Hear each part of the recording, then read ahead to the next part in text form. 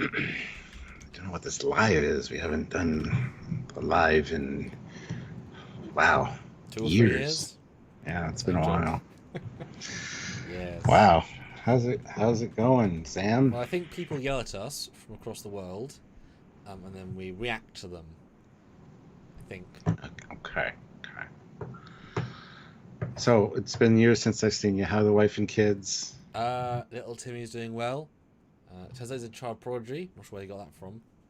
He's got a space camp in Russia. It might be a ploy, but we don't know yet. I mean, it was only $4, which is weird because we have pounds. It's a confusing email, but Timmy will be fine. How's your 4 grandkids? I actually have 4 grandkids, so I that's know. not really funny. Oh, they're off to college now. You're trying to make a joke there. It's like, oh shit. No. I was giving the in to say like, 10 years old each. They could have whatever. Well, Stuart, I'll say I prefer your haircut back to normal. It was pretty bold of you to go to that long for the trip. And you know what they say about hair dye? It's really good stuff because you wouldn't be able to tell that I went prematurely grey for the trip. Now that stress, that plane, what was in the air to make it go that grey? Because I mean, I went real grey. Yeah, well, yeah. Better now. I don't recognize those people. This must be a mirror universe thing. Just saying. I mean, don't we look fantastic? For the Empire. Well, I mean, you look good. You look like. Oh, I look good, Mister. I would never look like that. Oh, you look good. That's a good look for you, honestly. It's not the If you- worst. If you look like that in 30 years, you're doing well.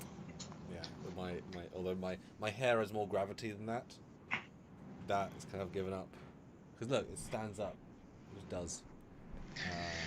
Oh, look, Mark Lawrence is here. Hey, Mark. So the name of the game today, everybody, is that we are going to do our official convention talk. But actually it's not. It's we want to start with a bit of a fun one. AI generated ChatGPT. I programmed it with a whole lot of stuff. We're gonna talk about our trip, scripted, so you're gonna read the script along with us. We're gonna act it as ourselves, including actors that are gonna pop in and out and decide who plays who. And the idea, guys, that you super chat $5 or more, depending on the prompt size, to suggest something else to AI to push us in a direction. We are going to curate this slightly. So, for example, if you say, then Voldemort shows up, that would skew the story the logic a bit too much. So I might change it to, and then a Voldemort cosplayer walks up to us, right? Reframe it slightly to fit. If you're at the convention with us, like Mark, it would be hilarious to throw in something that really happened and see how the AI extrapolates that. Could be fun. We can go silly, we can go daft. The idea is to have it, because it's all in character, Stuart. You're playing you, I'm playing me. Shocking. What? No way. But we're being entirely controlled by the AI's what to say and how to say it about our trip. So lots of stuff can happen. You can even suggest things like you meet an actor and talk them. Lots of fun stuff, right? And I want to caveat this with, we will be talking about the actual trip at some point. I am working on my captain's log video, which is not going well for various technical reasons. So that's why that hasn't been released yet. So just keep an eye out for that stuff as well, because it was a good trip and there was a lot to do. So. And yes, we were drunk as planned, but we both have things we have to do in real life. And then we'll do the full breakdown, sort of the wrong word, but yet the right word, because there's a lot of stuff happened. And it'd be fun to talk about it and have inebriation type, with your yes. Right, so I've shared while we were discussing that. I've already prepped a good amount of things that we are going to say, and like I say, let's make this a fun, silly, AI-generated Yule chat conversation. STLV 2024 from the Mirror Universe Us. Yes.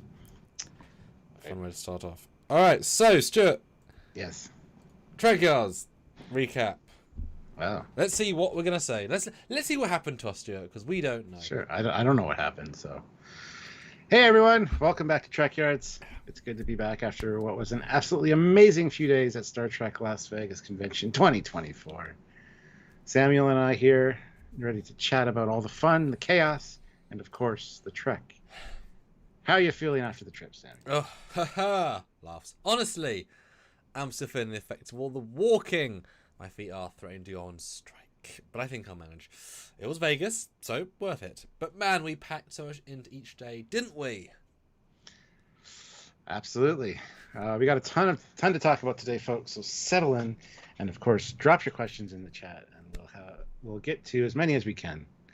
So, Samuel, let's start at the beginning, as you tend to do. Thursday, first day of the convention. Grinning, yes. Thursday was a bit of a calm before the storm kind of day. People were still arriving, getting settled, but there was an excitement in the air. You could feel it, you know. Yeah. We rolled in early, got our badges, and straight to the vendors hall, right? Of course. I mean, it's tradition at this point. We always check out the vendors first, and let me tell you, even on day one, there was so much cool Trek stuff to see. It's like a little piece of heaven for any Trek fan. It's eerily close so far. Absolutely. And you know we weren't even there for more than 10 minutes before we started getting recognized. That's always surreal. I remember this group of fans came up to us right near one of the booths. They were so excited to see us in person. They said I was taller and you were more handsome. It's crazy. Yeah, that's what makes these conventions so special. Because we're arrogant. Meeting the people who watch the show, who've been with us since the beginning, 10 years ago. They were telling us how they'd been feeling following Trekyards for years. We ended up chatting with them for, what, like 15, 20 minutes? More like 3 hours. They were horrendously overbearing. It was crazy. Yeah, easily. And that's the great thing about these events. Those spontaneous moments. Just running into people who love Trek as much as we do and geeking out together. It really sets the tone for the whole weekend. Yeah, definitely. And after that, we went over to check out some of the ship prints, right? I remember we were looking for something special to get signed later in the weekend. We found that stunning Titan print done by Samuel Calkins of Trekyard. And I knew right away I wanted to get John Eves to sign it. Okay, new Titan. Cool, that's different. Oh, yeah. That was a great find. And speaking of ships, we did spend a good chunk of money a good chunk of the morning just admiring models and artwork. I could have spent all day in that section, and I did. Honestly, there's something about seeing those iconic starships up close that just, I don't know, it just hits differently when you're surrounded by fellow Trek fans.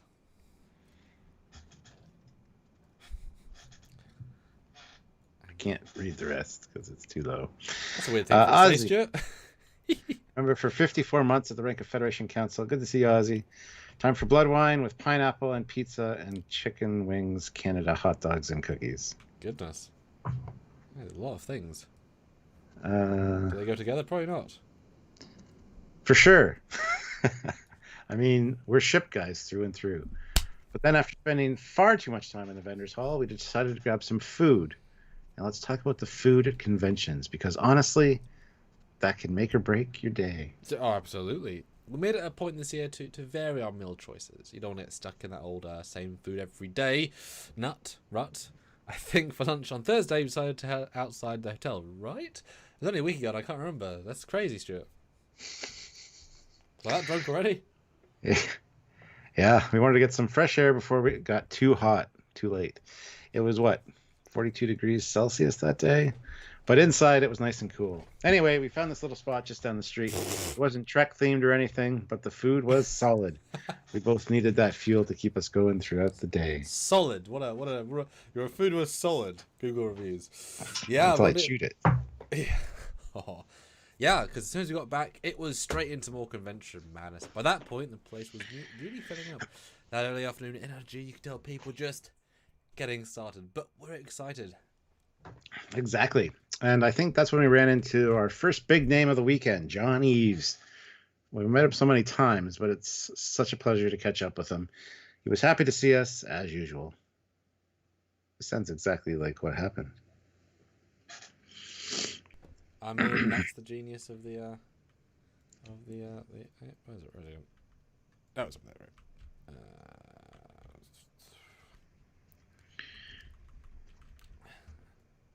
Yeah, John's a legend, and always so gracious. I remember handing him that Titan print to sign. He just lit up. He's such a fan of the work we do, and hearing that from someone just like him is just, I don't know. It gives you that extra boost. I've seen your work on these ships, and they're absolutely beautiful. You guys really capture the heart of Starfleet. Keep doing what you're doing, is what he said. I was like, John, You've literally designed some of the most iconic ships in Trek history, and you're complimenting us? Yeah, it's always surreal when ChatGPT gets it right. When someone you look up to, or well, down to, because he's so small, shows that kind of appreciation for what we do.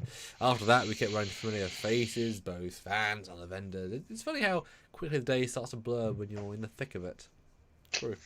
Totally, man. And that was just the first half of Thursday. We hadn't even gotten to the panels or the evening events yet, and already it felt like we'd done so much. I remember thinking, this is just day one. How are we going to survive until Sunday? Right? Somehow we always do. The Coke does help. And it's because of moments like that, those little interactions that keep you going.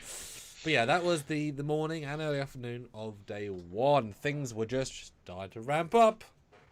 And trust us, it got even crazier from there. But we'll get to that in a bit. I'm seeing some questions in the chat. Oh. I am? Not really. So maybe we should take a few before we dive into the rest of Thursday. What do you think, Samuel? I agree. No, it sounds good. Let's see what you all want to know. End of part one. All right, guys. Now throw us a curveball of what we can throw ChatGPT. And this is... Keep in mind, this is not the actual adventure that we had. This is the AI-generated version. We didn't spend the time to script our entire rebuttal and of our trip. That would have been we should have had like somebody like taking notes the entire time. Mark, I'm looking at you. You have failed this live stream. Been our stenographer, like yeah, all the quotes of all the different actors and stuff we met. So yeah, where do we go now? Like I said, you can throw some curveballs like, oh, they'll meet Shatner, or we meet whoever, or someone turns. Don't know. And we'll see what ChatGPT determines that will happen. So yeah, let us know your thoughts. We'll give you guys a minute. If no one has ideas, I'll throw something else in. Yes. Be random and silly. We want to hear from you guys because you make these situations go. Oh, Mark Lawrence, he was there. $5. You guys run into David Blass and tells you what that crazy stare was about. Deep thoughts about putting you in charge of something special in Trek. Yeah, okay. that was unnerving. You should see the footage of that, the video footage where he's staring at me.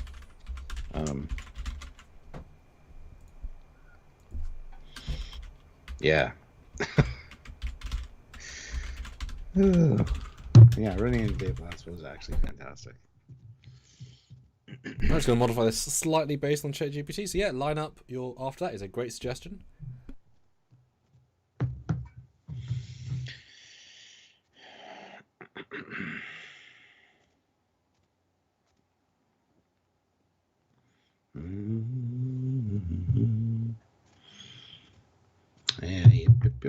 Oh, we're missing the instructions for the super chats at the top of the screen.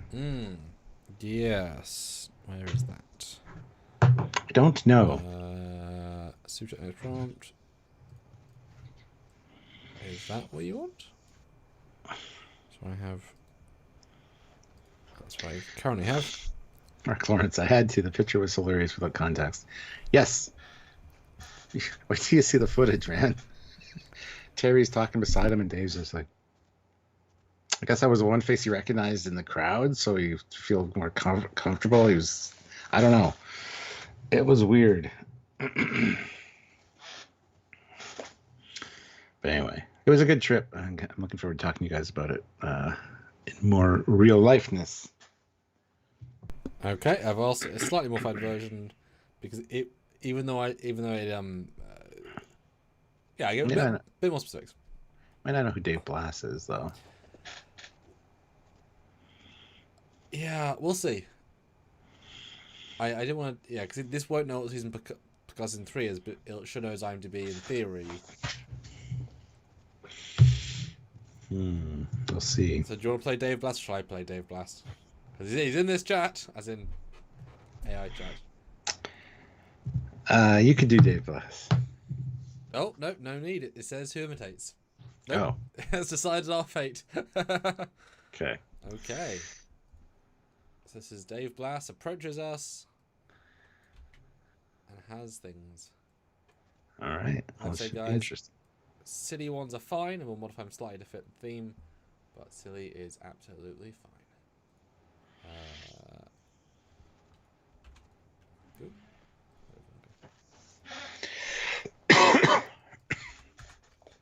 All right. That's my line. It is. All right. So after the morning rush and grabbing some lunch, we were back to the convention floor. It was starting to fill up fast by then, and we were just wandering around, taking in the sights. And then, who do we run into near the cosplay contest setup? None other than Dave Blass himself. Yeah, I remember that spot. Right by the cosplay stage. All those amazing costumes were starting to gather. And there was Dave, just casually walking around, soaking it all in. We hadn't met him in person before, so this was a big moment for us. And Stuart, I could see you ready to ask him about that. Let's call it an intense stare during the Star Trek Picard panel earlier this year. Oh man, that stare. It was one of those moments where you're like, is he looking at me or through me? So of course I had to ask. I went right up to him and said, Dave, what was that look all about during the Picard panel? You kind of zoned in on me there. And Dave, being the great guy, has just laughed and said, Ah, Stuart, you noticed that, huh? I was deep in thought during that panel, and then I spotted you in the crowd. Something just clicked. You know, I've been following your work on Trekyards for a while now, and in that moment I was thinking, what if these guys were involved in something special within Trek? The two have such a passionate understanding for the world of Starfleet. It got me thinking, maybe it's time to bring in some fresh perspectives from the fandom, people who live and breathe this stuff. which in fairness is what Dave would think, actually. And we kind of got, a similar response from Mr. Metalis. And it's back to you again. Oh, I mean, talk about a surreal moment. Dave Blass, the guy behind so much of what made Picard look and feel the way it did, saying that about us. I was speechless for a second. You speechless? Wow. Same here. we always aimed to honour Trek with what we do at Trekyards, but hearing Dave talk about how he sees us fitting into the larger Trek universe, oh, that was next level. And he wasn't just blowing smoke either. He was serious. If only he wasn't out of work and had no power to do anything. Yeah, and he wasn't done. He went on to say, I've been thinking. Starfleet is all about collaboration, bringing together the best minds for a common goal. You guys understand Starfleet and from the fan perspective, but also from a creative and technical angle. There's something there, something we could explore together. I don't have specifics yet, but let's keep talking. I think there's a future here. I mean, at that point, I'm just pretty sure we both nodded, trying to process everything he was saying. It wasn't just fan service. He genuinely sees potential in what we've built with Trekyards. Exactly. And it wasn't just about flattery. It felt like an invitation, you know? An invitation to keep pushing, keep creating, and maybe, just maybe, we could contribute something meaningful to the Star Trek universe in an official capacity one day. Yeah, and then he handed you his hotel room key, and then the rest is history. Oh, no. That... Yeah, and then we took a quick photo with him, and I'm pretty sure we both have the biggest grins on our faces. It's one of those moments that reminds you why you do what you do, why you put all the energy into something you love. For sure. Meeting Dave Blass was definitely one of the highlights of the convention for us. It's not every day you meet someone who not only appreciates your work, but also sees potential in what you could contribute to something as iconic as Star Trek. And you know, it wasn't just a fleeting comment either. I got the sense that we'll be hearing from him again. Who knows what the future holds, but it's exciting, right?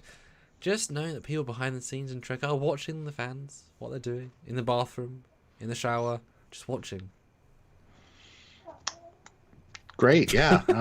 It's an exciting thought.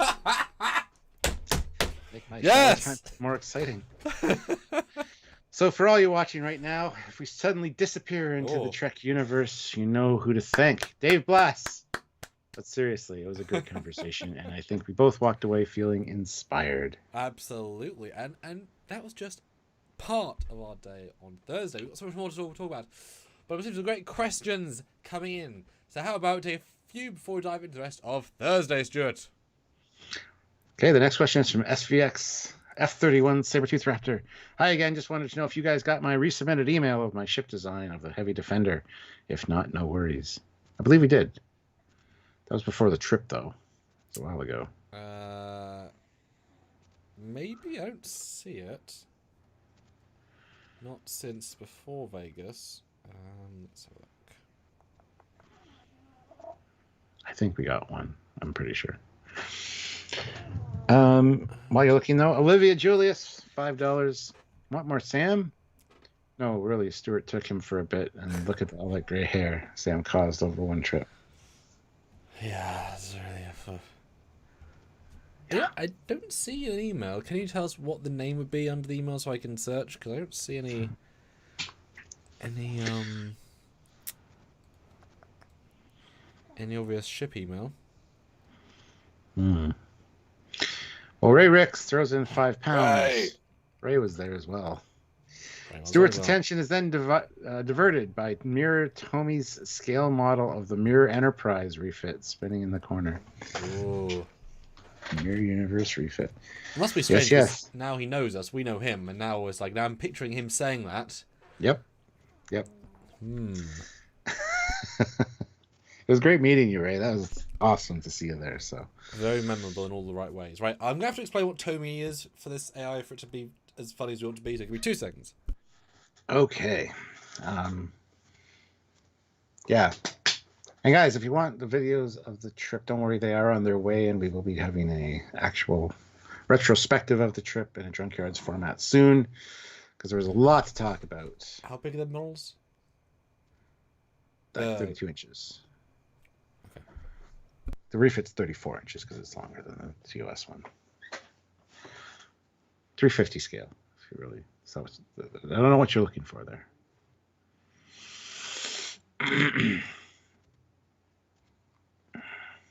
All right, and guys, you're throwing some crazy prompts for this. Let's see how the Mirror Universe us did in the Mirror Universe STLV 2024.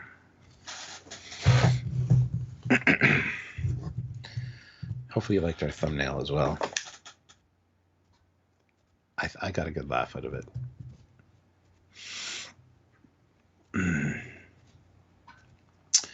All right, 15 likes with 19 people here, which is awesome, guys. Hit that like button if you haven't, if you're just joining us. Get those likes up to 20. And yeah, super chat in, like we said. Let us know the next prompt for the AI to add to our Vegas trip story, because you can make crazy things happen. I want someone to have us meet William Shatner or Jonathan Frakes, or like have us meet somebody famous and like, I don't know, play it for laughs. Or have us be beamed aboard the actual ship, like, you know, in like Galaxy Quest. Just saying. I mean, Galaxy Quest people were there. Teb could be part of the story. They were. Yes. Yes, they were. It was great seeing the Thermians wandering around. A little bit, yeah. Do you remember the main guy's name at Tomy that we talked to? Chris. There we Chris go. Hughes, Huis, or Hughesman. I can't remember exactly, but I can tell you because I've been talking to him. Oh, beautiful! Yeah, please do. The head of the... Let's see. Hughesman, Huisman. Okay.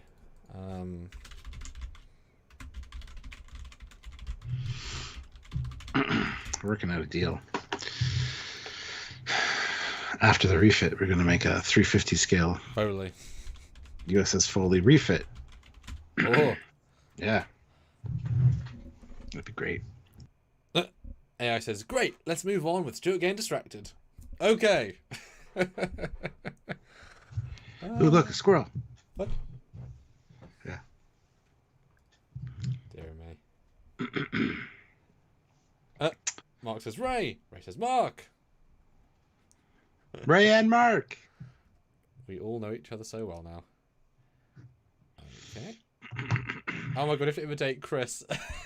Oh my god. And I'm not telling you who does what. I'm just telling it what the ship company is.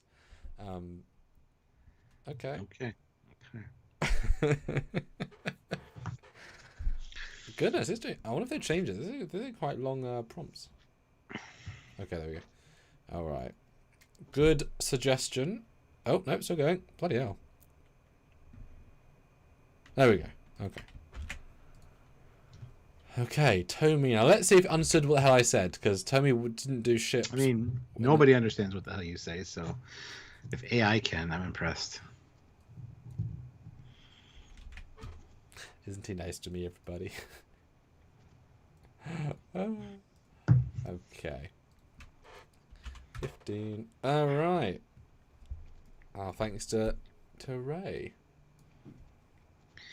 All right. But you know what, Samuel? As inspiring as that conversation with Dave Blast was, I have to admit my attention was completely stolen right after that by something shiny. Something very shiny. Oh, I remember the moment. We just wrapped up talking with Dave, and suddenly you were gone. Like a tractor beam had pulled you away. What was it, Stuart? Tell the folks what caught your eye. What was the shiny that pulled you away from me, Stuart? Oh. I was a cosplayer dressed as an Orion slave. Oh, wait a minute. No. Other things, Stuart. Oh. Well, you know me too well. So there we were, right by the cosplay stage, which was a couple rooms away, but that's okay. When out of the corner of my eye, I spotted it, the Tomy booth. And what do they have on display in the corner? The prototype of their Mirror Universe Enterprise refit. It was spinning on a little pedestal, and let me tell you, it was beautiful. I couldn't resist. I had to go check it out. I wonder if in a couple of years if we start thinking when this happened, like it'll override our own memories, because this is so. I can picture this so clearly. This is pretty accurate, actually. Yeah, but also not. Ways. It's really kind of odd, actually. Oh yeah, I saw that look in your eyes, the hunger, the need. Your genes became destroyed ravenously. You're practically magnetized to it. I was a slave girl. And sorry about Tomy. And honestly, who can blame you? That Mirror Enterprise refit was stunning. But what made it even better was who was there in the booth, right? Yep, Chris Huseman, the head of Tomy, well, at least this project. There he was, showing it off. Now, Chris and I have chatted online a few times before these models, so it was great to finally meet him in person. And the first thing he said when I walked up was, "Stuart, good to finally put a face to the name." You know, I stopped listening for a second. I was like, "Are you probably also saying just quoting?" And that's pretty close. It's like Captain Foley, right? Yeah. Yeah. Because I can't tell if it's real or not. Because they knew my review. Yeah. And it's also sort of saying like you would ish. Like it's not a million miles off. Yeah, this is great. Oh, and I bet you two hit off right away. I was there, but you know. What did Chris have to say about the gorgeous Mirror Universe refit? Oh, he was beaming with pride. He told me that they just finished the prototype and brought it specifically for the convention. It's a 350 scale replica, just like their other models.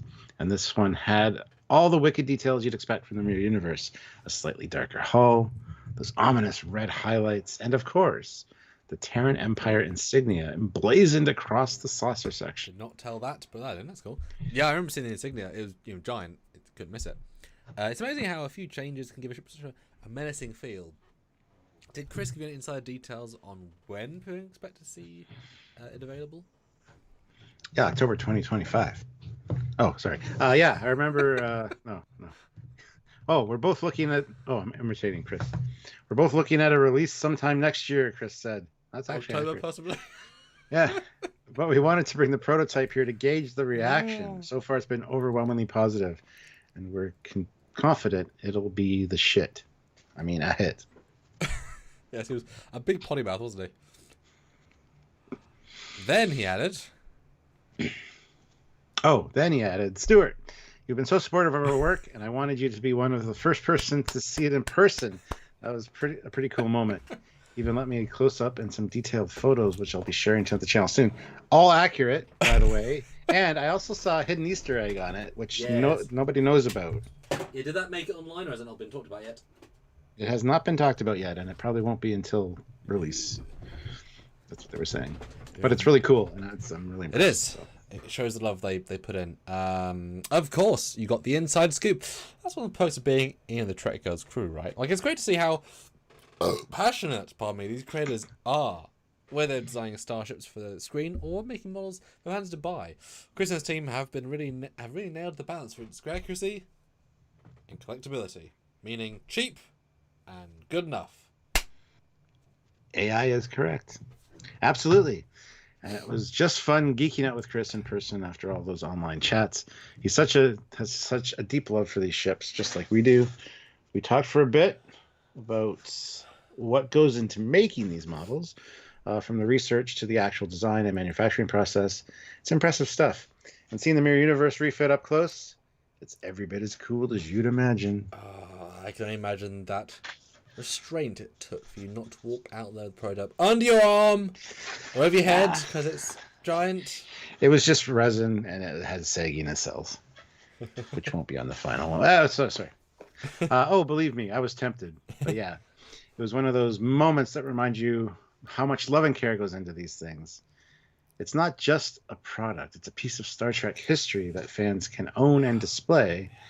And speaking of display, that Mirror Universe refit is going to look incredible in any collection. Oh, for sure. And you know, that's the beauty of these conventions. You never know who you're going to run into or amazing things you'll see. 1 minute you're in a deep conversation with someone like Dave Blass. The next you're memorized by a spinning spaceship model. And the next moment, Ira Stephen Bear walks by, and he's the nicest guy in the world. Oh, wait a minute, that's not. No, even that's too ridiculous for AI to come up with. And yet it happened. Yeah, exactly. That's what makes it all so special. Every corner of the convention has something to offer, whether it's a new collectible, a spontaneous fan interaction, or just catching up with folks you've only talked to online, like Ray Ricks. And that was just the half of Thursday. Right. We haven't even got into the panels or even festivities yet, which that is part of the story, guys. Now, let's hold for that for a bit. Okay, a few more questions from the audience. I can see some really good ones coming in. I can't. Right, it's a great suggestion. And also, have any other ideas? And did what's the chap? The SVX. You didn't put in your the name of some of who we can check. Let me take a look, see if I can see it. Because I seem to remember something coming in, but it would have been a while ago because I did scroll down a decent amount. Let us know. So yeah, that's the fictional Thursday morning. This is a chance for you guys to throw in your new prompt for something serious or real or daft or really daft.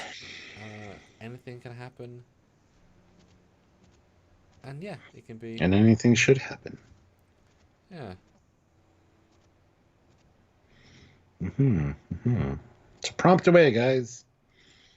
Throw us a curveball. What did our Mirror Universe counterparts get up to? Yes. It'd be better if the Mirror counterparts went to the actual STLV instead of the Mirror Universe STLV. That would be, well, yeah. That would be crazy. Any suggestions, guys? So, we all know it was there. Like you could say, you know, a cosplay came out to us. Oh goodness. John Delancey wanted directions to the continuum. Yeah, that's continuum bar. I don't know. Yeah. We'll give you guys another minute to put something in, and then I'll throw in. I'll throw in a literal curveball. I'll say, throw us a curveball or something of the ilk. Throw us a curveball using Cisco's baseball. Yeah. I kept meaning to speak to Sherlock Lofton, but I never got round to it. Yeah. It's on my to-do list of saying hi. Never got round to it.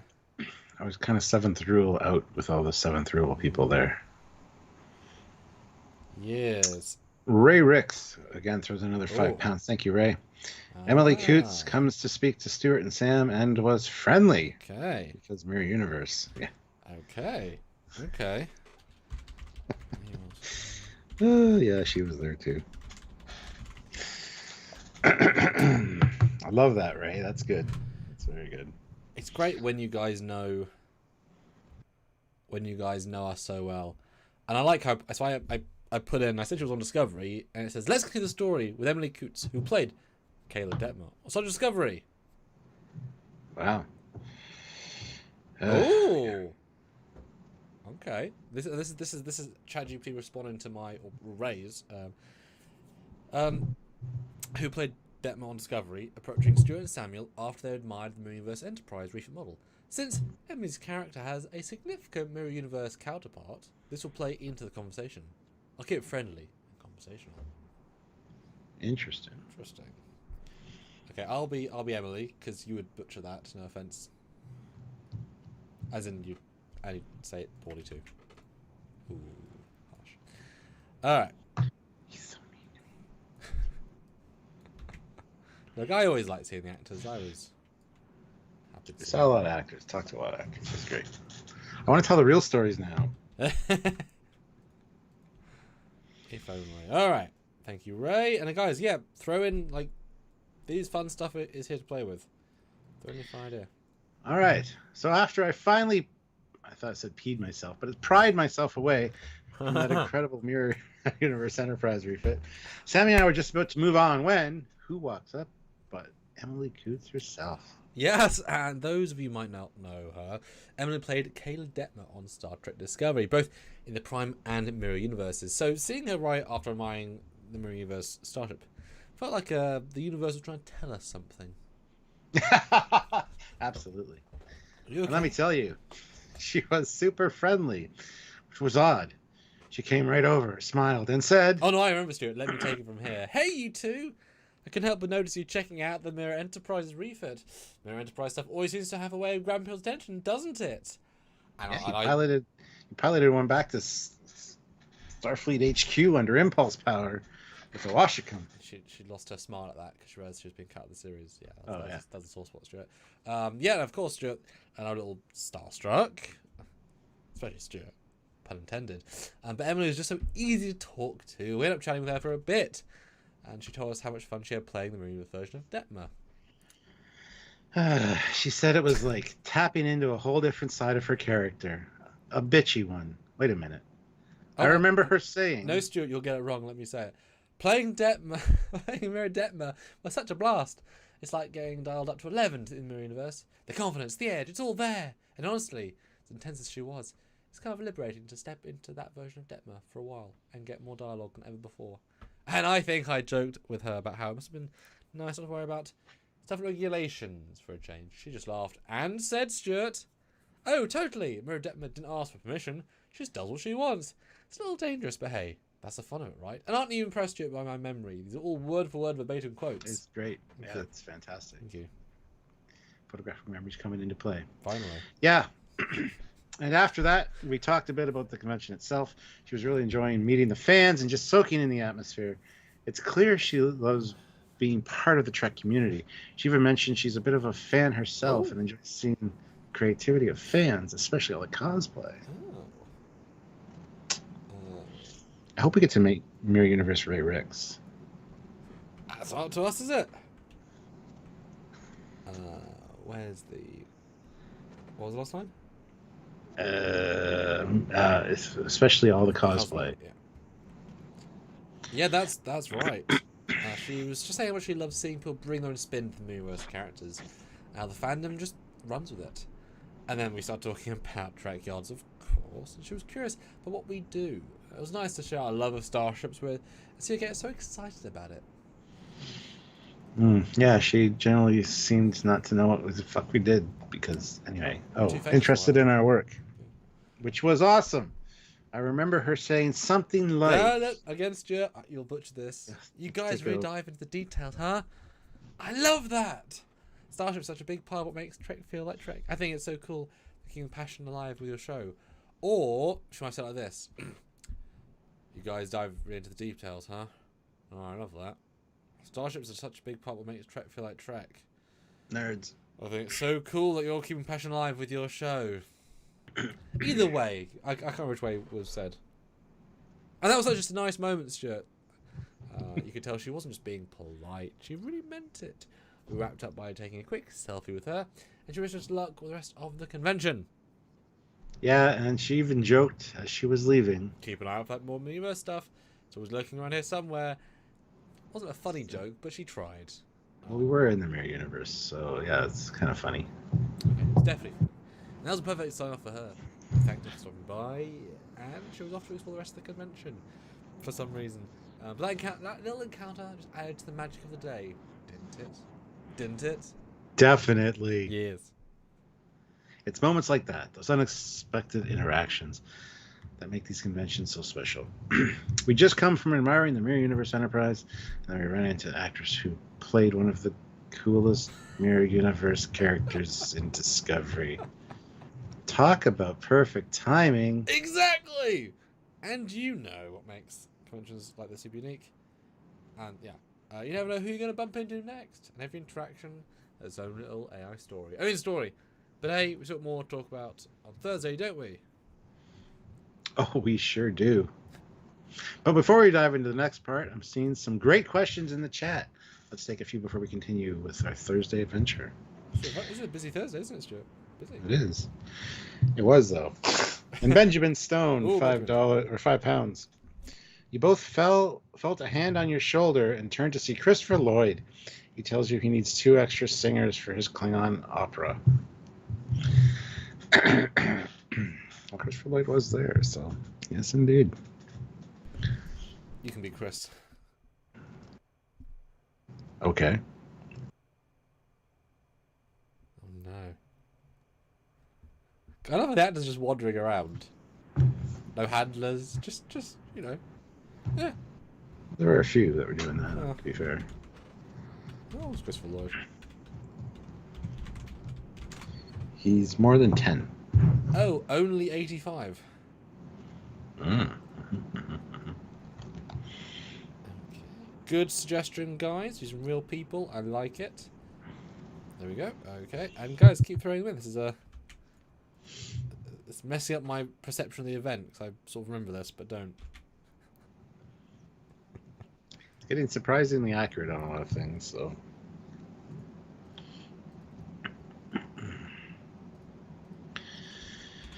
All right, so after chatting with Emily and snapping that quick selfie, Sam and I are about to head towards the next booth when suddenly we both feel a hand on our shoulders and we turn around and who is standing there but Christopher Lloyd himself. Oh yeah, I mean, talk about a surprise. We were not expecting that at all. 1 minute we're in casual con mode. The next we're Christopher Lloyd, a Trek legend standing right beside us. And let me tell you folks, he's got that presence, even in person. Absolutely. And you know, after we got over the initial shock, he just gave us an intense look. You know the one. The classic Christopher Lloyd stare. He says, "Say your own thing, Torg." And then he says, in that unmistakable voice, "Great Scott! I need 2 more singers for my Klingon opera tonight. You 2 look like you could handle it. What do you say?" I swear for a second I thought we were about to be beamed straight into a Klingon battle cruiser. Oh, silly me. The way he said it was like we're being recruited for a mission. But of course we were completely thrown off. I think I just stammered out something like, "Oh wait, us? Klingon opera?" Yeah, same here. I mean, what do you even say to that? But Christopher Lloyd didn't miss a beat. He just nodded totally serious and said, "Yes, Klingon opera. It's part of the evening's festivities. We're going all out, and I need people who can bring some fire to the stage. You up for it?" I mean, like, how'd you say no to that? We were still processing what happened, and all I could say was, "Are we seriously about to be part of Klingon opera with Commander Krug himself?" Yeah, and honestly, the whole thing just sounded too epic to pass up. So after a brief moment of stunned silence, we both nodded and said, "Sure, why not?" Why not? And Christopher Lloyd just grinned with one of those "you're in for it now" kind of grins and said, "Good, I'll be ready at 8 p.m. Don't worry, Marty. We've got the lyrics and everything. Just bring your energy and maybe your best war faces." I think at that point we were just too excited and thrilled to say anything else. Like, he was a quick nod, and he was off, disappearing into the crowd. A very spry 85-year-old. And it was like the most normal thing in the world. And there we were, standing in the middle of the convention floor, surrounded by people staring at us, confused by what the fuck had just happened, trying to process what had indeed happened. Klingon opera with Christopher Lloyd. That's not something you experience every day, or even any day. Definitely not. He's 85. You know, it's moments like that where you realize just how wild these conventions can get. Yeah. One minute you're admiring a starship model, and the next you're roped into performing Klingon opera. I think we both just looked at each other like, is this really happening? Yes, totally. It was happening. And suddenly the rest of the day was whole new level of anticipation. Like, we had to mentally prepare ourselves for what was coming later that night. But yeah, that's the kind of thing that makes Las Vegas convention so unforgettable. You never know who you're going to run into. And sometimes put in something absolutely crazy. Exactly. And that's not even the end of Thursday yet. We still had more to do before the Klingon opera that night, but we'll save that part for a bit later. Let's see what questions are popping up in the chat. I'm sure you all have something to say about this unexpected opera invitation. It's crazy, Stuart. It's crazy. SVX says, look for not junk. Heavy Defender design 3D model pictures. Look for my name as it is in the email. Thanks. So by searching that, I found your email from 2023. And no further email. So, yay for old email. Heavy Defender. Let's have a live AI look. But guys, that was a really fun. I did not specify if we were in Klingon makeup or not. That can be up to you guys.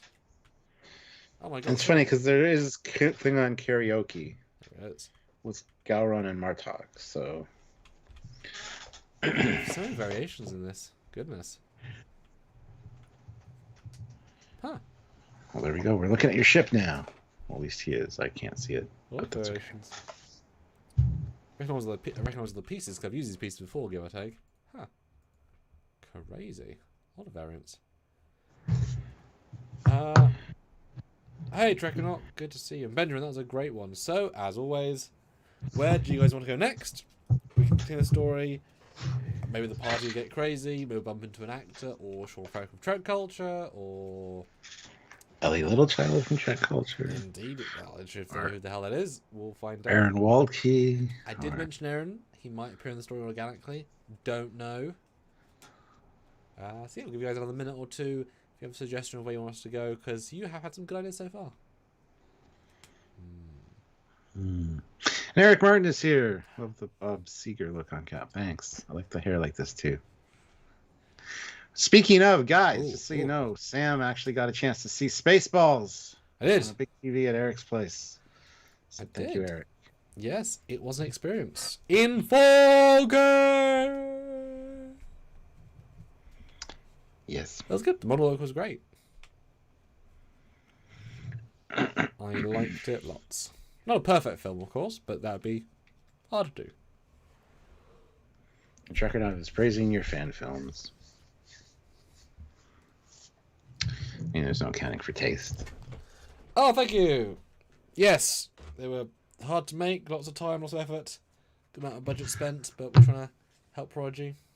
Wait till you see the Captain Foley ones. Yes, we filmed more than one. We did. I think I had 4 different filming sessions in theory.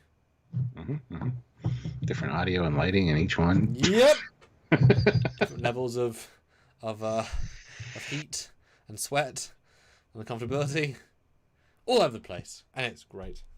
And Ray Ricks throws in £5 and says, to prepare for their opera, Sam and Stuart must seek out the one, the only Michael Westmore to go on a crazy journey to seek him out. Yes, Michael Westmore was also there. Oh, I didn't see him. Yeah, I saw him on a wheelchair thingy going by. But he was never at the booth, never at his table, any point. So I would love to talk to him because, you know, big fan. But yeah, he was never there when I looked, ever. Okay, we tweak that. I love it. You should know who he is. You better know who he is. Speaking of, guys, hit that like button. We got 20 likes, which is awesome. I'd like to get a little bit higher, though. So hit that like button if you're just joining us or if you haven't hit it yet. Would appreciate that. And be prepared because there's going to be an ad for some viewers right now. Welcome back from the ad, guys.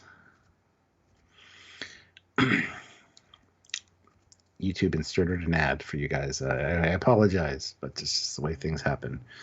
So, all right. Also, check out the join button down below. You can join the channel or head on over to Patreon/Trekyards.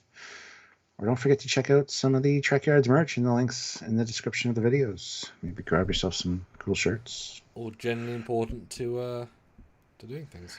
We've successfully linked our account to the TeePublic store, by the way. There's an email to link things, so we did that, and I don't know how that affects what you guys see. But Oh, is that the new thing? yeah. So, anyway. Look at that. Ooh, interesting. Interesting. If we try to write this ourselves, this would be hell.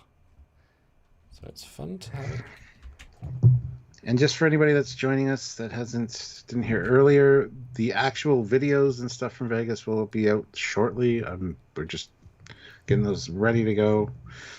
And we will have a retrospective of the whole trip in Drunk Yards format sometime in the next little while. So just keep an eye out for that if you want to join us on our epic real adventure in STLV. And there's a lot to talk about. Not an understatement. No, it was a busy week. All right, we've got the next subject. Well, next prompt. The AI has decided. All right. Thanks to one only lyrics. Here we go. Yeah. So, after Christopher Lloyd recruited us for this Klingon opera, Sam and I realized if we're going to do this, we need to go all out. And who better to help transform us into real Klingons than the man himself, Michael Westmore. He had a booth somewhere in the dealer's room, so we decided to go and find him. I mean, easier said than done. For those who haven't been to a big convention like this, the dealer's room is like a maze. It's packed with booths and people and distractions every corner.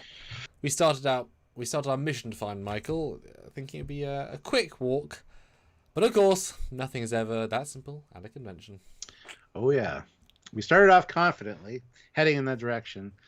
We thought his booth was in. But after about 10 minutes of walking, it's not exaggerating, and getting distracted by more models, action figures, and memorabilia, we realized we were totally off course.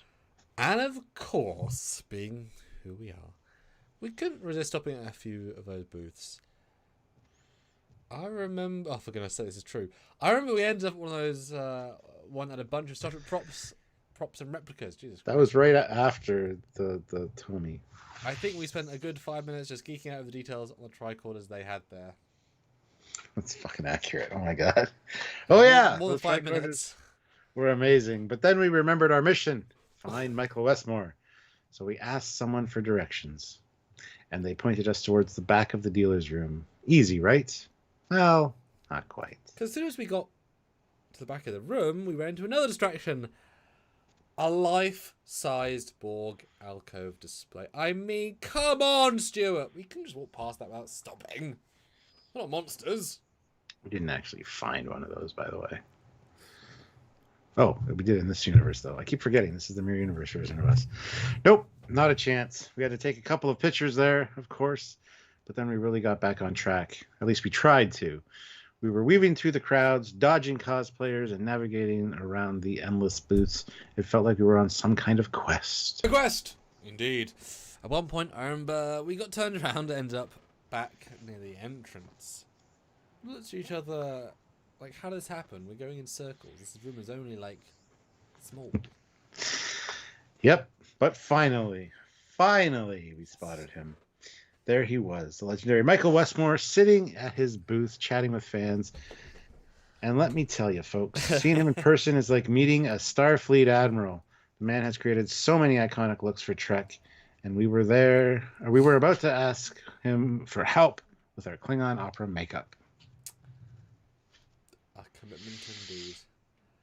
So we walked up to his booth, and I think we're both trying not to fangirl too hard. But as soon as we got to him, we explained our situation, how Christopher Lloyd had just roped us into his Klingon opera, and how we wanted to look the part. Michael listened.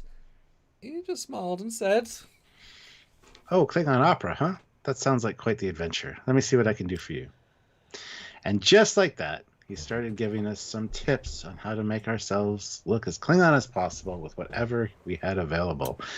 He even pulled out some basic prosthetics and makeup kits he had at the booth. He said, "You won't have time for the full Westmore treatment, but I'll show you a few tricks to bring out your inner Klingon warrior." It was amazing. He gives a quick crash course on Klingon makeup. Just have to give us that authentic look without spending hours in the chair. And even threw in some war paint tips for good measure. Yeah, he was showing us how to accentuate the ridges with some quick shadowing techniques, and how to make our eyes look more intense like Gowron. Honor to you and your house. Perfect for singing in Klingon opera. And all the while, he was sharing stories from his time working on Trek, which was just as cool as the makeup advice. Oh, definitely. Like, this man's a legend for a reason. And the best part, by the time we left his booth, we were feeling pretty confident that we could pull off the Klingon look.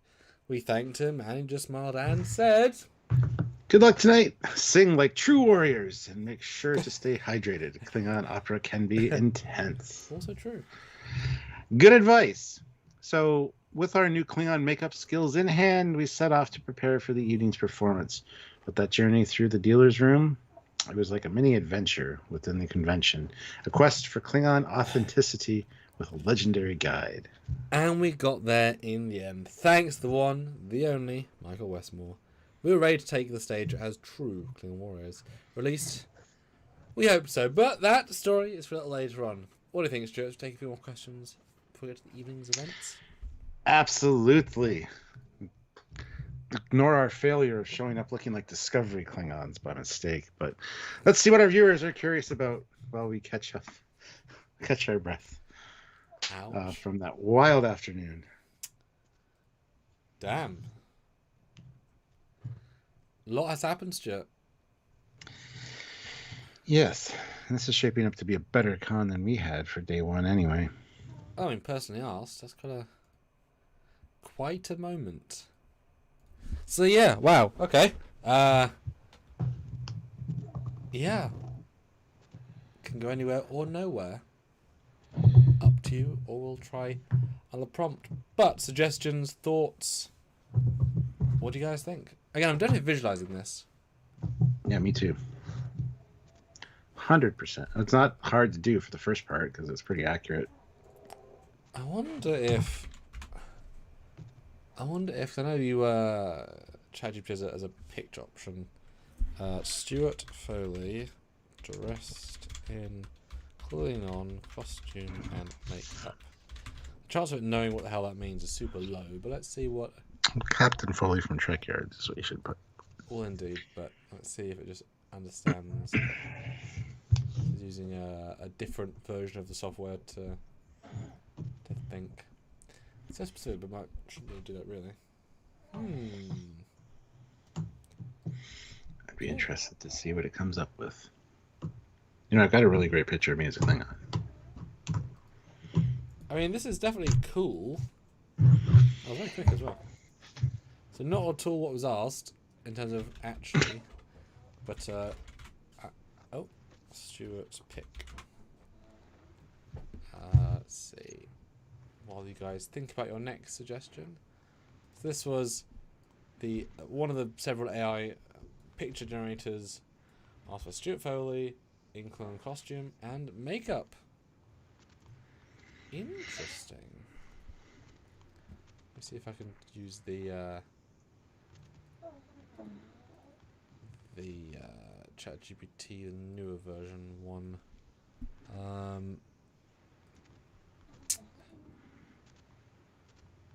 Let's see.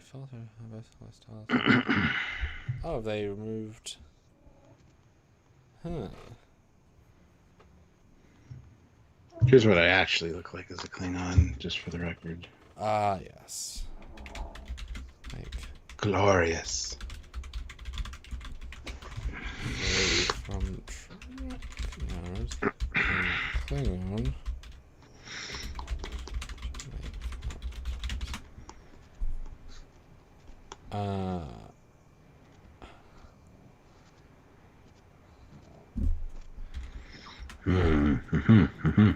So I'll ask the newer version to do the same thing. So you guys on a minute, or we'll put in a new prompt ourselves. Ooh, that's quite cool.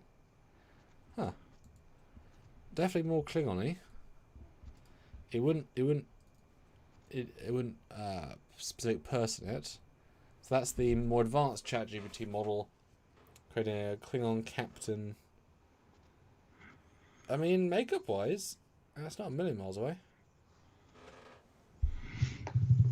I have to wait for the delay because I can't see.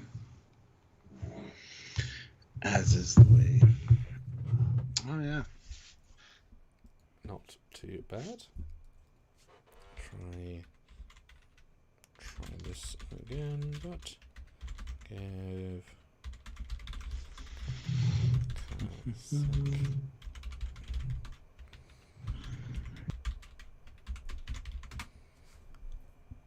Oh, that's very clever.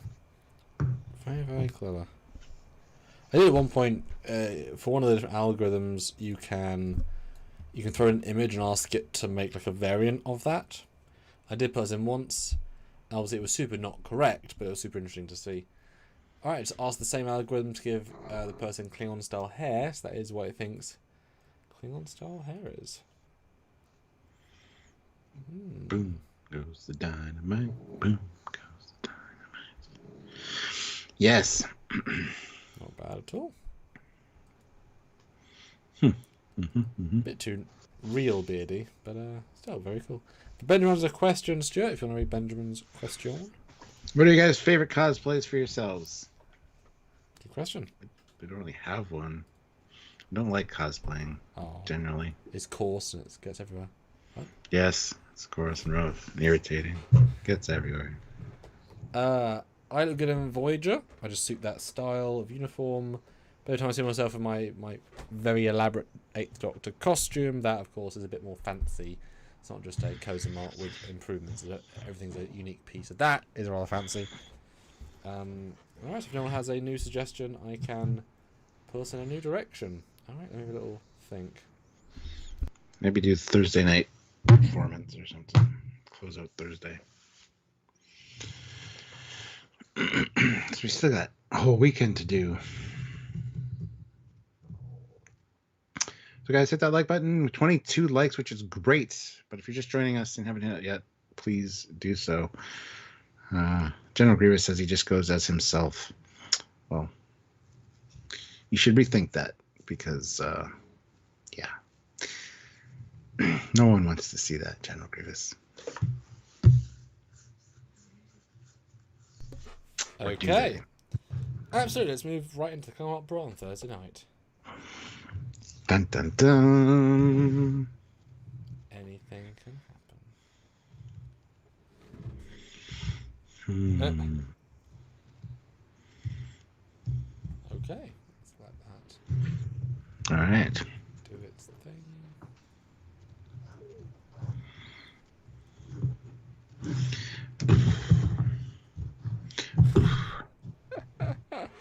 Yeah, it did the thing. Good, good.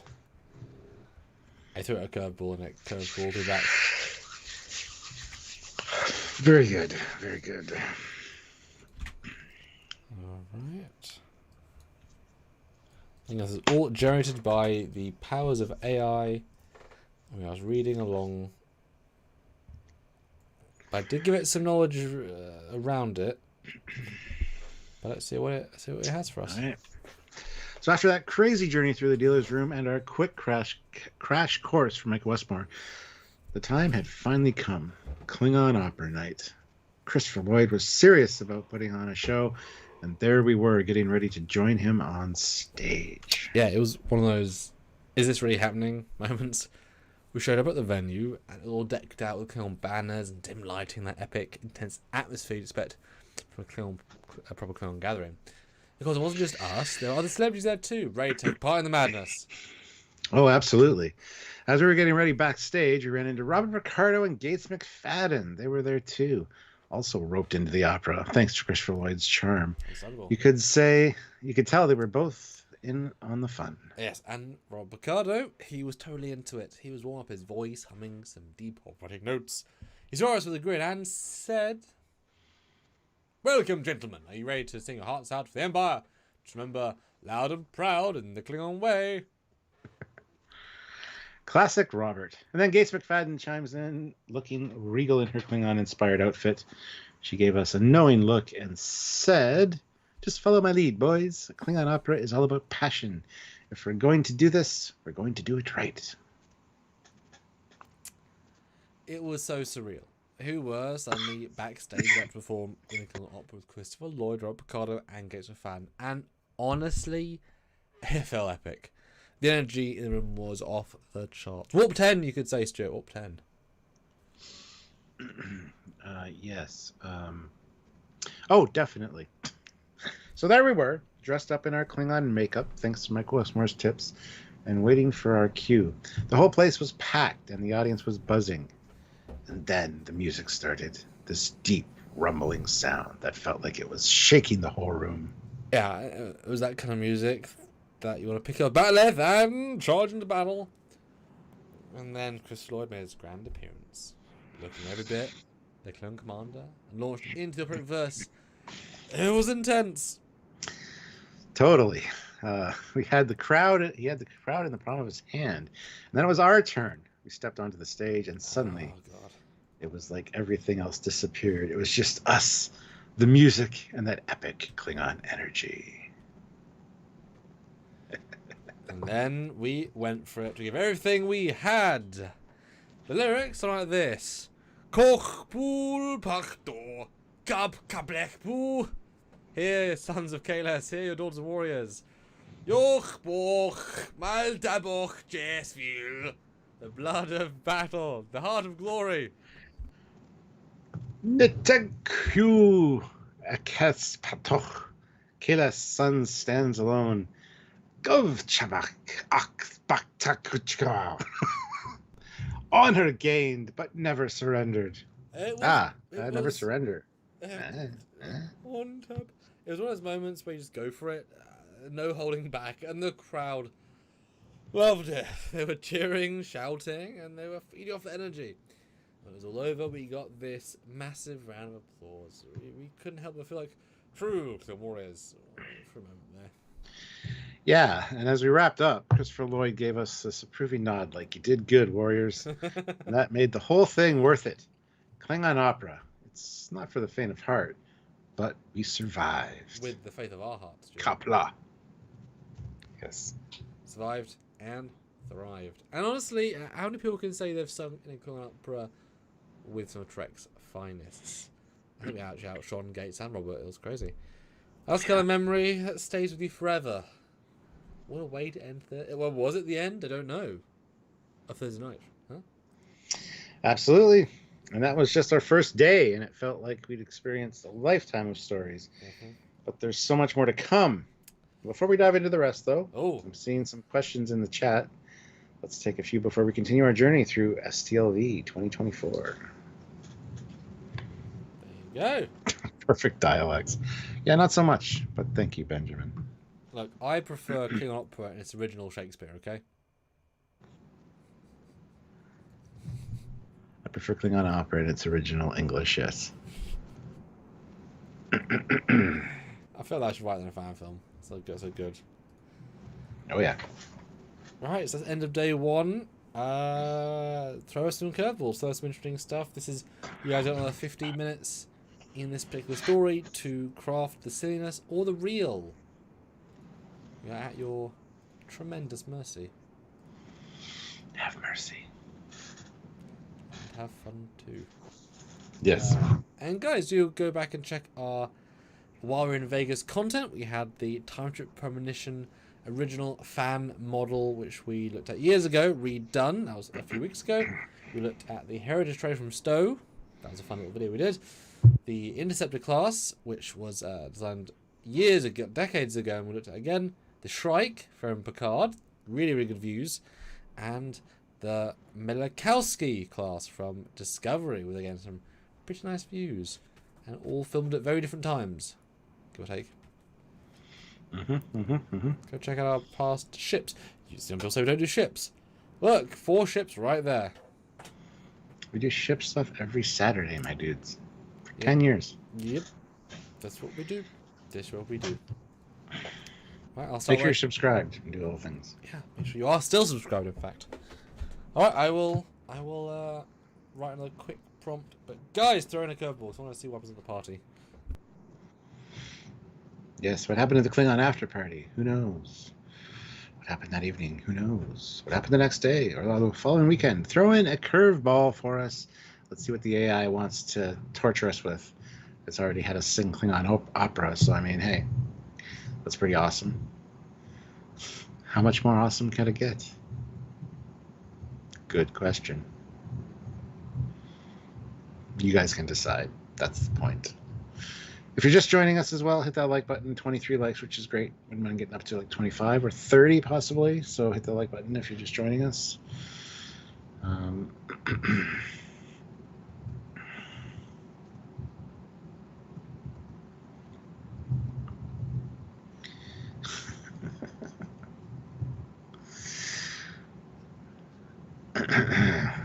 We have another prompt from Ray Ricks. 10 pounds. Then Stuart and Sam were kidnapped by Jeffrey Combs and Max Gordenchek and beamed up to their ship in orbit, jealous of you taking their limelight on the stage. Okay. Placing them in the Rat Pack. They saw it coming. Okay, let's curveball the curveball. Ray, you crazy. Okay. Alright. This should be interesting. My face is covered by a window. Sorry. I cannot see anybody. Y'all think I look better that way. Just admit it. It's not very nice, by the way. You're all very mean. But we still love you. Okay. Oh. Definitely an unusual... What a twist. Yeah. And it's not only that, but we're still in full Klingon makeup.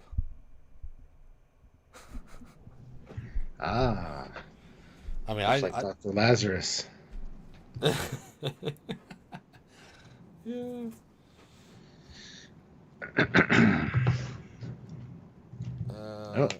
The Galaxy Quest guys were there, so you can add in a Galaxy Quest twist if you guys want to. And not just that. Ray kind of did with us getting beamed up to an actual ship. But not just that, but they had Galaxy Quest cosplayers who were the famous ones. Yeah. Who I wish I'd interviewed or something, but they're so embarrassing to talk to because they commit fully. But those. That's good though. No, well, exactly.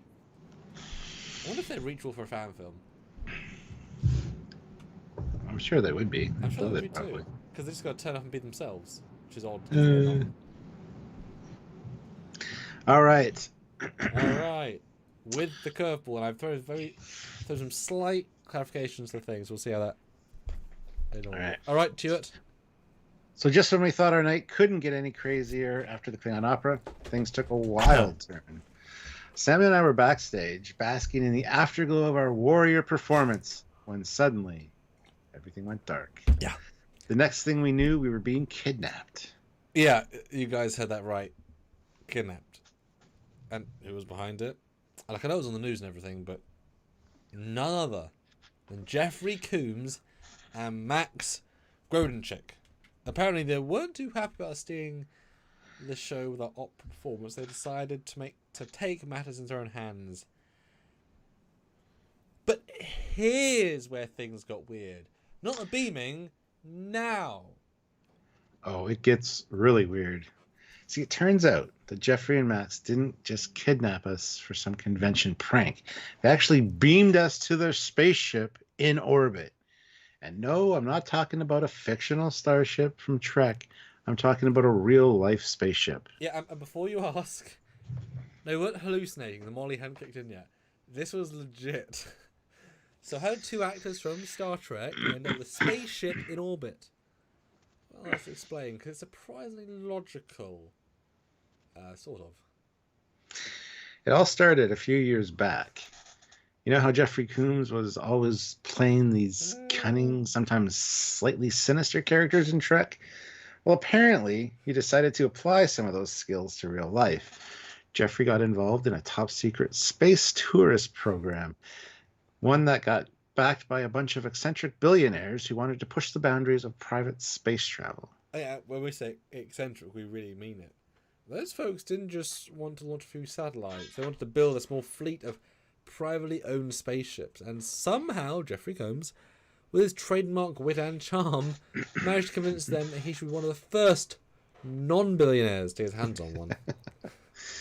Exactly. He played the long game, making friends with all the right people, attending all the right events, and eventually he became a sort of ambassador for the project. And here's the kicker. He wasn't the only one in the Trek world with connections. Max Grudenchek, our favorite Ferengi, got wind of this and decided to get in on the action too. A piece of the action, you could say. I was going to say that. I was going to say it. Max, being the clever negotiator that he is, convinced another group of investors that having a former Ferengi on board would greatly publicise this secret project. And well, they brought him into it. So now Jeffrey and Max each have their own small spacecraft, complete with high tech gadgets you expect from cutting-edge private space from a space venture. And here's where it gets even better. These ships aren't your typical NASA-style vessels. They're more like luxury space yachts, sleek, comfortable, Rad. Built for both travel and entertainment.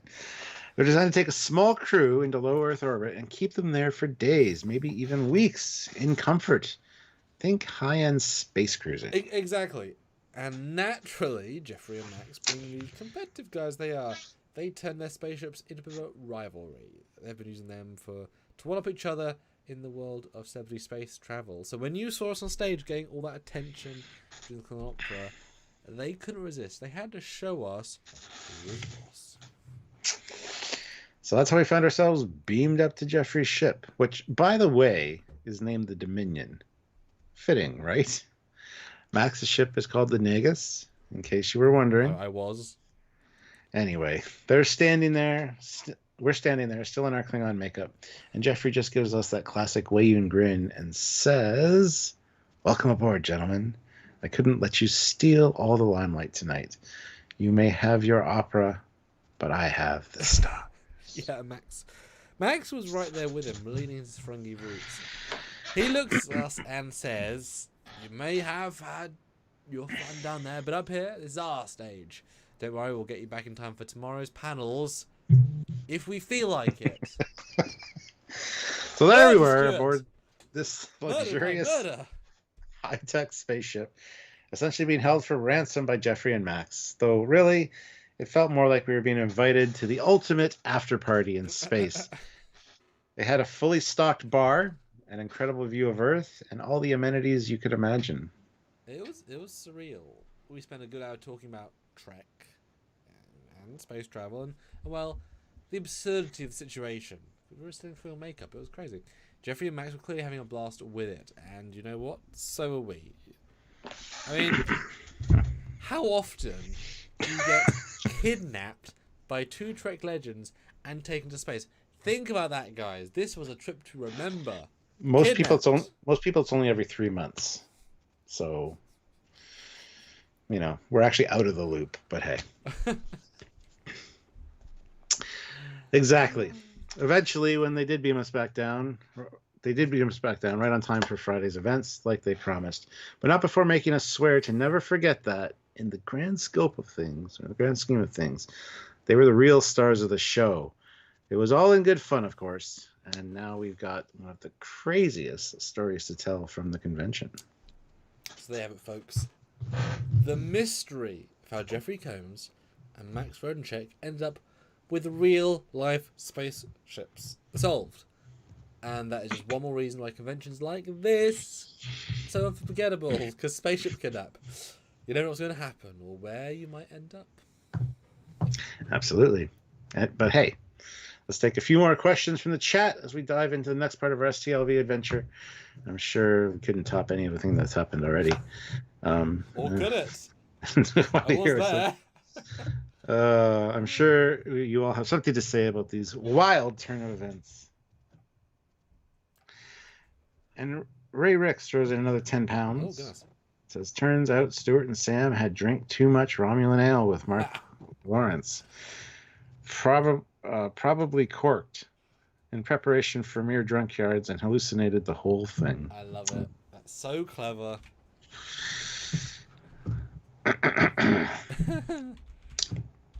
Yeah, we were just drunk on Klingon blood wine on the couch in Mark's room with Aaron Waldke after our live.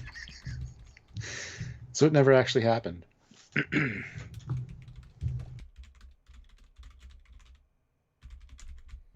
General Grievous, what a rude comment. I prefer Klingon opera with earplugs.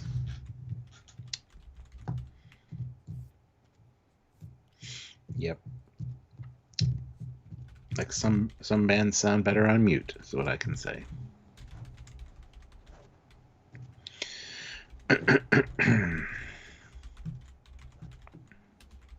All right. 26 likes. We're creeping up there. Thank you so much, guys. If you haven't liked it, do so. 4 more likes, get to 30 would be awesome. Yeah.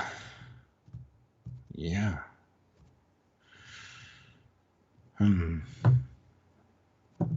is proceeding to put a quick poll, although of course people would care, but I thought I'd just throw it in there. Yeah, quick poll there. Do you enjoy the AI stories? Yes or no? Go vote.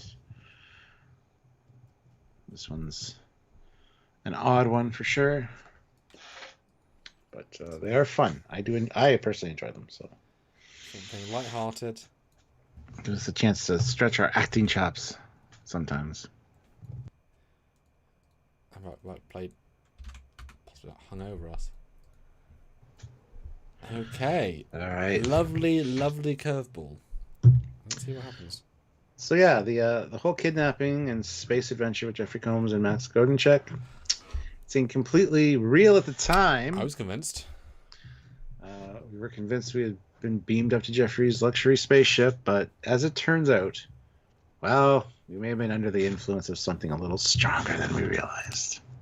Yeah, yeah. Let's be honest here. We were not actually kidnapped. Turns out the Romulan ale we were drinking backstage wasn't quite the harmless blue drink we thought it was. It was actually some pretty fancy wine, like very fancy wine, courtesy of our good friend, one of my best backers, Mark Lawrence. Oh yeah, Mark brought over his amazing bottle of wine, which he jokingly called Romulan ale. And well, after that Klingon opera performance, we were in full celebration mode. We cracked it open, and well, things got a little fuzzy after that. Fuzzy is an understatement. It was probably cold or something because it has way harder than we expected. We're having a good time toasting to the opera, to Mark's generosity, and then the hallucinations started. That's right. Everything we thought was happening with Jeffrey and Max, total hallucination. In reality, we were still backstage, sitting on some lounge chairs with Mark, just talking Trek and downing glass after glass of that Romulan ale. And it was amazing, Stuart, because we each had the same hallucination, like we talked about after, and it was to think that this alcohol created a simultaneous, identical hallucination. Like, this isn't crazy shit, you know. Mark, you should bottle that shit and sell it, because that's some powerful stuff. And when we say we were kidnapped, what really happened is we got wrapped up in our own drunken imaginations. We convinced ourselves that we were on some wild space adventure. Meanwhile, Mark was just sitting there, watching us with this amused look on his face, trying to figure out what the heck we were talking about. We were fucked. Yeah. The short answer. And it wasn't until the next morning that everything started to click. We woke up in our hotel room, no sign of a spaceship in orbit, and Mark was there, reminding us just how much wine we'd actually had. He said, "Hey guys, I hate to break it to you, but you never left the room last night. You two were having a full-blown drunkyards moment right there, talking about spaceships and Klingons like it were real. I've seen you both handle super chats, but this was next level." So yeah, folks. It turns out we basically did a backstage version of Mirror Drunkyards, which for those who don't know, is our tradition. We'd take a drink for a super chat during our live shows. Only this time, instead of of our usual drinks. It was rum and ale, and well, the rest is a blurry, fucked up history. Yep. So to Mark Lawrence, if you're watching, thank you for that unforgettable experience. And a word of advice to everyone out there: when someone offers you a Romulan ale, maybe ask a few questions before you start drinking. You never know where your imagination might take you. Or who might kidnap you. But hey, it's all good fun, right? It's not a Trek convention. I still got some wild stories to tell, whether they be real or just produced by one too many drinks, thanks to Mark. So yeah, we may not actually have gone to space with Jeffrey and Max, but it's sure one heck of a night. Absolutely. And that's what makes these conventions so special. Whether you're performing in a Klingon opera, running into Trek Legends, or just having a good time with friends like Mark, the memories you make are always worth it, even if they're a little enhanced by Romulan ale. Exactly. Now, before we dive into the rest of the convention, let's check in with the chat. I am seeing a bit of super chats rolling in. Oh, that's nice. That's good. So maybe we need to do some. We need to meet Trekyards right here. What do you think, Stuart? I think that sounds like a great idea. Just no Romulan ale this time. Let's stick to something a little safer. And Ray Ricks, member for 29 months at the Rank Federation Council, says, next time on Trekyards, Mirror STLV Episode 2, Rise of the Cybertruck. And Matt Boardman is here. He says, the problem was the Romulan ale had mixed with the cork. And that was the blood wine. We had the blood wine cork issue. But no, the mirror Romulan ale, Stuart. Oh, yeah. So, sorry, yes. The Mirror Universe Matt Boardman was there. He was a real mirror. Oof. I mean, in fairness, I have got a picture of him, Stuart, with facial hair. Oh. The mirror Matt Boardman. So we can prove that he was there and the mirror him was. Do you have a picture of the bald mirror Mark Lawrence? No. Bald and clean-shaven Mark Lawrence? No. So if you recall, we had Mirror Matt was there. Why is it yeah. I remember him. Holy shit.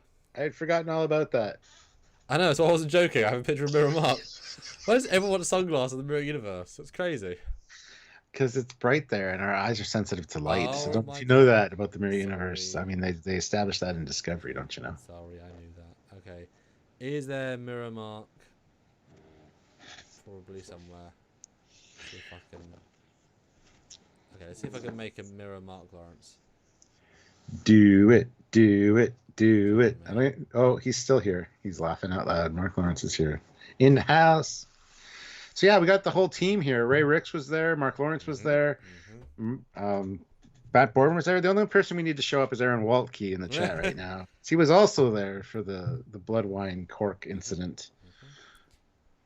And if you guys saw the live, you go ahead and check it out if you haven't seen it, because it's an hour long. It's not that long, but it's a great live. Really good time had by all. Alright, let's find. Only Sluggo Cola for the captain from now on. No, that sounds very not as fun. Yep. Okay, how can I mess? I mean, how can I improve this lovely mug? General Grievous says, you know what that means if it's mixed with the cork.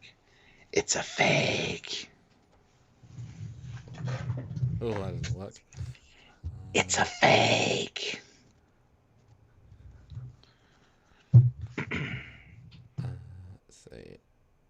Oh goodness, that's an interesting one.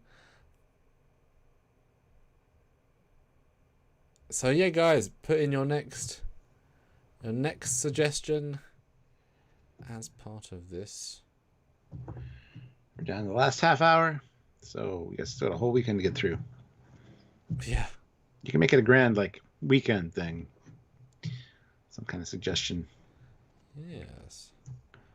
Let's see. I'm messing up his face. Don't do that. He's got a nice face. Oh. Not as nice as mine. Or yours. We are pretty special. Or Matt's. Yes. But it's still pretty awesome. Yes. Now, having a real beard does make it slightly harder. Oh! Oh no. That didn't work at all. Yes, I can't put glass on this picture. That's okay. Alright.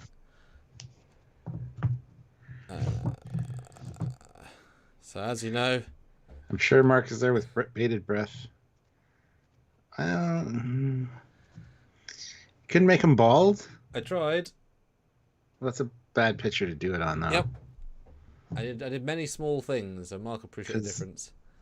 But you can, yeah. I remember the mirror Mark Lawrence being bald personally, but I'll find a dedicated, clearer picture of him.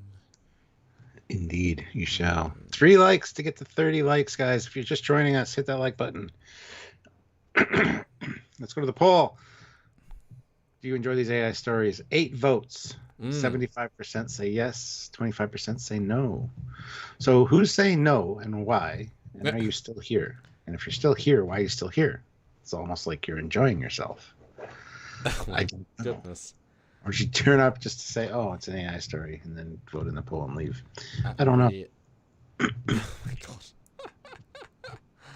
Oh my goodness. This is fascinating.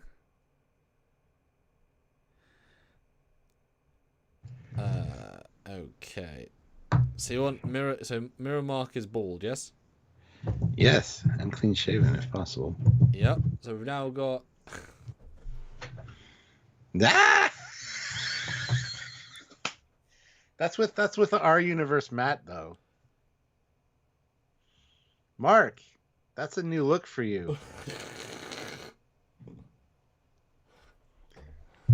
Well, let's see if we can find the universe where. Dun dun dun. Yeah, it's an interesting look for sure. That's definitely a way of saying it. All the radiation from the Cybertruck. Okay, let's see what Mirror Matt look like. Mark Lawrence says, "Great googly moogly."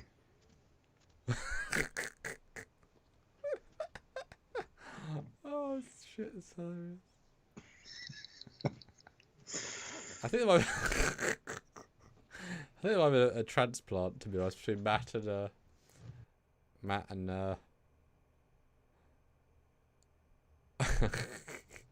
Matt and Mark. Yeah. Poor Matt's like, don't show my picture.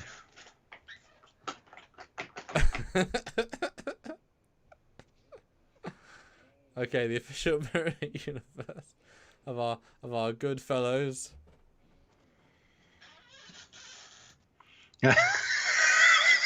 That's a great look for Matt. I love it. Bushman Matt. But look, they swapped. Yeah. Mark Lawrence says, now the Moopsie can find me by my reflection. Yes. Benjamin Stone, 2 pounds. Oh, Walter Koenig offers Mark his wig from TOS. Ooh. Okay, and Mark is now in the story, so that makes total logical sense. And Gorgonzola says, Sam, have you found the universe in which the captain is a Ferengi and you are an Andorian female? Well, he was a Ferengi in my Trek short, so that actually is true. Do you Yes. remember your name, Stuart? Eric's. Arik. Eric. Close, Damon Arik. Damon Eric, yes. Arik. A.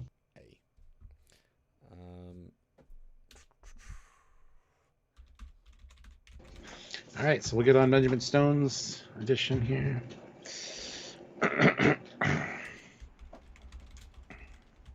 This is his, before he had grown his hair out, and he had to wear a wig to emulate the monkeys, one of the monkeys.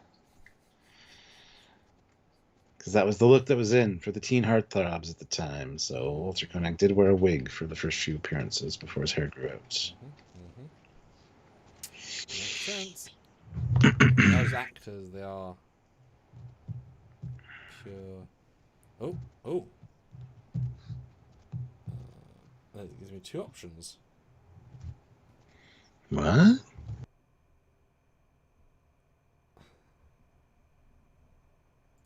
Okay, let's go for option 2. And why that needed 2, but okay. Well, it's Mark Lawrence. True. It's epic enough that he gets 2 options. We're not far off. All right. No. Let's see. With this, again, very interesting setup. All right. Again, Stuart, go for it. Stuart, yes. So after that wild Thursday night, which, as we know, was fueled by a little too much Romulan ale. Thanks, Mark! Friday morning rolled around, and of course, the convention had no shortage of exciting things lined up. Starting with an auction, and not just any auction, a Star Trek auction. Oh, yes. And this was your average memorabilia sale. They had some serious treasures up for grabs. And to kick things off, the one, the only, Voldagonig himself. Chekhov, the original Star Trek series, stepped up to offer something truly legendary. And what does Walter decide to auction off? His wig from the original series. Ooh. You could hear the gasps in the room as soon as he announced it. I mean, come on. How iconic is that? Absolutely. And here's where things got even more interesting. Mark Lawrence, our good friend, our partner in crime from previous night, was sitting with us at the auction. Walter looked right at him with the classic Chekhov charm, and he said, "Oh, Mark, my friend, I think you would look quite dashing in this wig. What do you say? How about a bid?" It's amazing he knew his name. And Mark, being the sport that he is, didn't hesitate for a second. He raised his paddle and jumped right into the bidding. And trust me, the competition was fierce. There were a lot of people in that room who wanted a piece of Trek history. Oh, yeah, and the energy was absolutely electric. Like, they didn't hesitate. Nope. And of course, seeing Mark go for it, got us thinking, what's an auction without a bit of friendly competition? So naturally, the dick he is, Stuart and I decided to jump into bidding as well. That's a horrible move to do, from bidding against your friend. There's a few other items that caught our eye, and we couldn't resist. Okay, different things. Okay, good. Yeah, I ended up eyeing this beautiful signed concept art of the Enterprise D. It was one-of-a-kind piece, which I actually have a one-of-a-kind piece up there, but anyway. I knew I had to go for it, so I raised my paddle and got into the fray. The bids were going up fast and furious, but I wasn't backing down. And shockingly real, I spotted something that was just too cool to pass up. An original tricorder prop from Next Generation. I mean, come on, how can I not bid on that? So I threw my hat into the ring, and suddenly, Stuart and I, right in the middle of a high-stakes bidding war. Prick. It was intense. I kept glancing over at Samuel to see how he was doing, and we were both at the same time. Okay. Laser focused on our items. And Mark, well, he was holding his own with Walter's wig. He wasn't letting anyone take that without a fight. A left, right, and a centre. People bidding crazy. Exactly, and it wasn't just about winning. It was about the thrill of it all. Being in that room, sorry, my fellow Trekkies, with these legendary items on the line. Each made everything feel larger than life. Like every time the auctioneer called out a new bid, the excitement of the room just grew. And eventually, success. I managed to win the concept art of the Enterprise D, and let me tell you, it felt amazing when that final hammer came down. Ching. This piece was going to have a special place in my collection, and knowing that it was connected to the history of Trek made it all the more meaningful. It's right there. You can't even see it. You know what I'm talking about. Yeah. I'll put it right up there. Yeah. And you'll never guess. I walked away without a liver, but now a tricorder. It was a close call, though. But in the end, it was mine. Just holding that prop and knowing it been part of the show that we all love. It's an incredible feeling.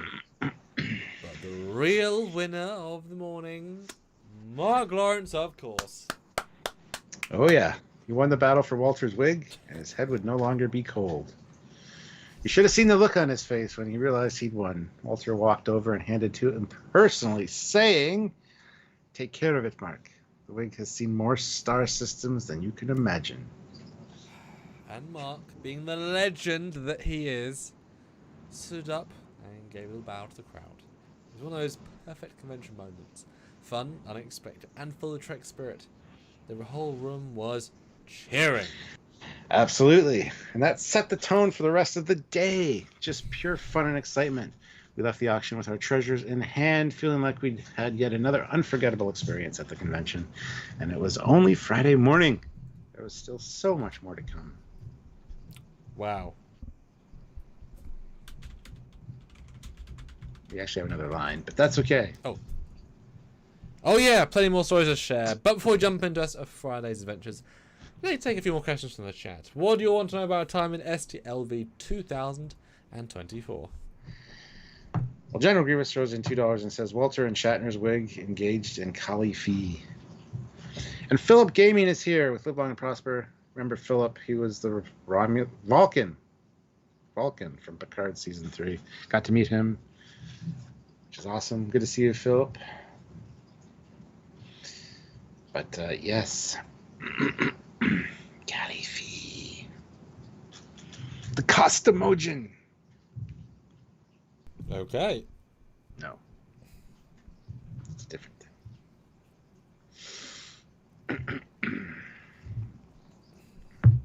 Alright guys, hit that like button if you're just joining us. 27 likes. Get 3 more likes if possible. Philip, I know you just joined us, so hit the like button. 3 more likes. 3 more likes. Okay. I modified it slightly to make a bit more sense. I like where this is going. Excellent. So yeah, guys, we've got 16 minutes left, so we'd love another fun suggestion. Or 5 another 10 would be tremendous as we get ourselves back into the you guys missed us. They didn't miss us. These live chats with our tremendous community. So, after the excitement of the auction on Friday morning, we thought we'd seen it all, right? I thought I had. Wrong. Shit. Because just when you think a Trek convention can't get any weirder, along comes Walter Koenig. It's one of the most bizarre and brilliant things I've ever witnessed. A Kali Fi duel between wigs. Oh yes, folks, you heard that right. And not just any wigs. This is a showdown between Walter Koenig's wig from the original series and William Shatner's wig, all in animated glory. And Walter himself was there to narrate the whole thing. It was Trek history meets Trek animated absurdity, and it was amazing. It all went down during a special midday panel. Walter introduced it as an exploration of the untold rivalry between his and Shatner's iconic wigs. The room was packed because, honestly, how could you not miss something like that? And Walter, being the brilliant storyteller he is, got up on stage with this grin and told us it was something special. He kicked things off by explaining that after decades of appearing together on Star Trek, his wig and Shatner's had developed a bit of a, let's say, tension. His word. Oh yeah, and in typical Trek fashion, the only way to settle this was through ritual combat, Kali Fi, Vulcan style. Dun, dun, dun, dun, dun, dun, dun, dun, dun, dun, dun, dun, dun. Walter had commissioned this hilarious animated short film to depict the whole battle, and he narrated it live as we watched. Like, the animation was everything you would hope for. Shatner's toupee enters the Vulcan arena with that unmissable swagger. Like it knows it's the captain of wigs. And then it walks, in walks Walter's wig ready for battle, complete with the Trek 1960s flair. Dun, dun, dun. That's music. I did it too early. The whole thing was narrated like a serious duel. Walter's voice was calm and dramatic as he described the battle between the two wigs. Shatner's wig strikes first with the force of command behind it. But then Walter's wig counters with the tenacity of a man who's endured decades of Starfleet adventures. The animation had all the classic fight tropes too. Slow motion leaps, dramatic music, and even a brief moment where the two wigs lock in a struggle. Spinning in midair, they locked in a dance of destiny. But did Shatner's give Walter's the double axe handle to the back? Yes, That's twice. Oh, okay. You were there. And Walter... And Walter's commentary made it even better. He threw in some classic Trek references, like when he said, "My wig was forged in the fires of Vulcan," or at least the heat of the surrounding or the soundstage lights. And then as Shatner's wig delivered a mighty blow, he deadpanned. Ah, but never underestimate the power of overconfidence. The best part was how the whole thing escalated. It started off as a simple duel, but by the end it was this epic, galactic, spanning battle. There was a moment where both wigs were flying through space, shooting photon torpedoes at each other. Walt, and all the while, Walt kept narrating with the gravitas of a Shakespearean actor. His best work, to do his best work. And he did it in the original Klingon as well, which is amazing. That was the second panel, yeah. And then in true Trek fashion, the fight ended in a draw. Because, of course, no one can truly defeat Captain Kirk's wig or Chekhov's wig. They both floated off into space, destined to continue the rivalry for eternity. Walter wrapped up with a perfect closing line. In the end, there was no victory. Only two wigs, united by their shared legacy, forever tangled in the strands of Starfleet history. The room erupted into applause. It was one of the convention moments where everyone was just grinning ear to ear, knowing they've just witnessed something completely unique and wonderfully bizarre. And honestly, that's what these conventions are all about. Taking something familiar and giving it a completely unexpected twist. Kind of like this whole live. Stuart, is it what a twist? Is that what you're saying? What a twist, yes. Exactly. We all left the panel feeling like we just experienced something legendary. I mean, how often do you get to watch an animated Kelly feed between two wigs narrated live by Walter Koenig? It was one of those moments where you just have to sit back and appreciate the creativity and the humor this fandom brings. And you know, it just goes to show you how much fun these actors have with their Trek legacy. Walter Koenig could have easily just sat back and done a typical panel, but instead he gave us something we'll never forget. That animated short is going to live rent-free in my head for a long time. Same here. So to you, Walter Koenig, thank you for that masterpiece. You officially made history books of the Trekyards live stream. Now, before we move on to the rest of Friday's adventure, let's take a few more questions from the chat. I'm sure you'll have thoughts on the great duel wig of 2024. Goodness.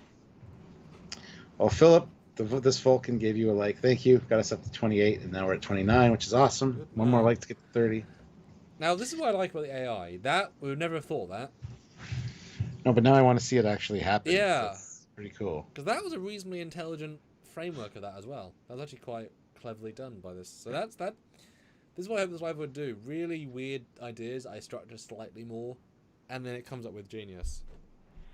General Grievous says, it was a hair-raising moment. Badumch. And guys, my last couple of minutes, so any last prompt, I'll inject my last one. But yeah, guys, throw us in one more prompt. This is either two wigs fighting or a never-before-seen triple mating ritual. Yes. Goodness. Vigs? If you're using Chekhov's accent? Oh, we're doing Walter Koenig, but sure. Vigs. How does a wig do a classic Shatner horizontal body block? With great difficulty. Yes, guys. Wow, we got 30 likes, which is great. Thank you so much to whoever hit like just now. Appreciate it. Excellent. Throw in a last super chat. Let's get this finished up in an epic manner. You can close out the entire weekend with one super chat. Because we're only on Friday. We haven't even hit the weekend yet in this story, so. People have some pretty interesting ideas. And Matt's like, yes, I am. Saying don't show my picture anymore. Sorry, Matt. You're a handsome dude. The mirror beauty. The mirror beauty. So yeah, I will type in one more. Give you a chance to throw something in.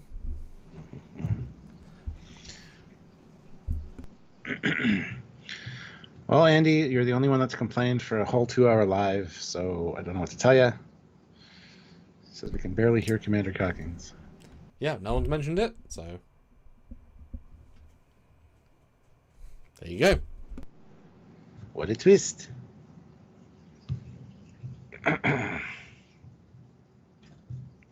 And out of the two of us, he's the one you want to hear the least. So it's perfectly acceptable.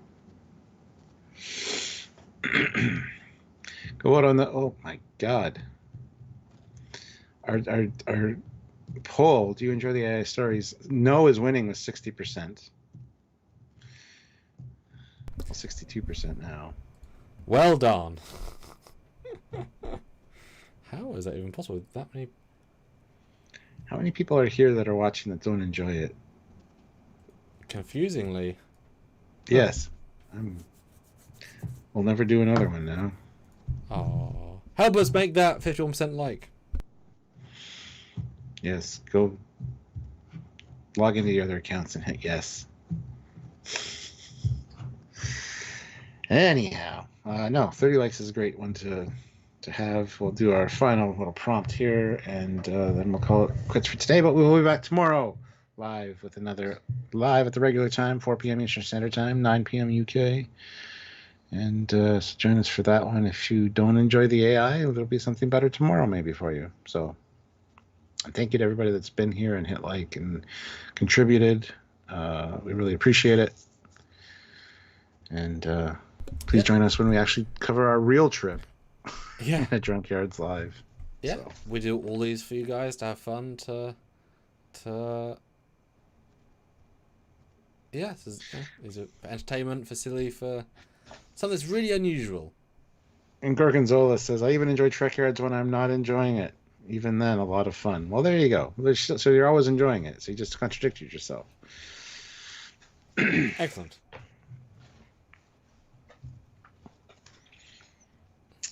You'll never guess where I'm going, but you do know me, so you might know where I'm going to go with this as the last one.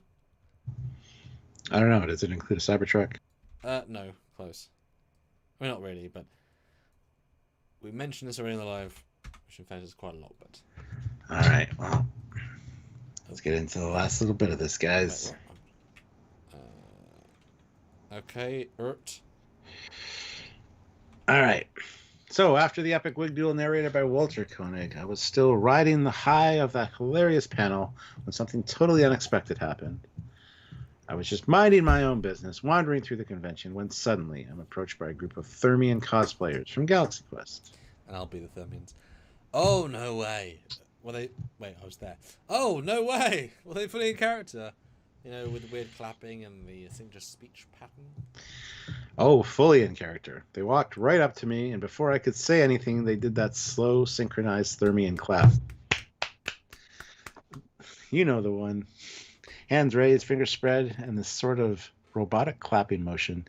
And then the leader of the group stepped forward and said in that perfectly awkward Thermian voice... And I know it because I was totally there. Greetings, Able Stewart. We have traveled far across the stars to meet the heroes of Galaxy Quest. We have observed your show, Trekyards. We are most impressed with your starship. Dissections. Oh man, I can totally picture it because I was there. And of course, you and I were both down there trying to figure out how to respond, right? Exactly. I mean, they were fully committed. The way they talked, the exaggerated pauses, the strange inflections, the walk, it was all there. So, of course, I had to play along and gave them a slight bow as respectfully as I could and said something like, "Thank you, noble Thermians. It is an honor to have you as fans of our show. I trust the journey through the vastness of space was pleasant." That's perfect. And I remember how you responded to that. Yes, noble Stewart. Oh, wait. Oh, yeah. They were delighted. The leader clapped again, and the whole group joined in, making that soft, rhythmic clapping sound. Then another one of them stepped forward and said, "Yes, noble Stewart, our journey was long, but we have endured, just as the heroes of Galaxy Quest did in the face of great danger. We have come to meet the one known as Darren Mitchell, and brave others who faced deadly sorrows." Oh, that's brilliant. I say so myself. And what did you do? I mean, it is not every single day. It's some days, right? But not every single day you get approached by Thermians at a convention.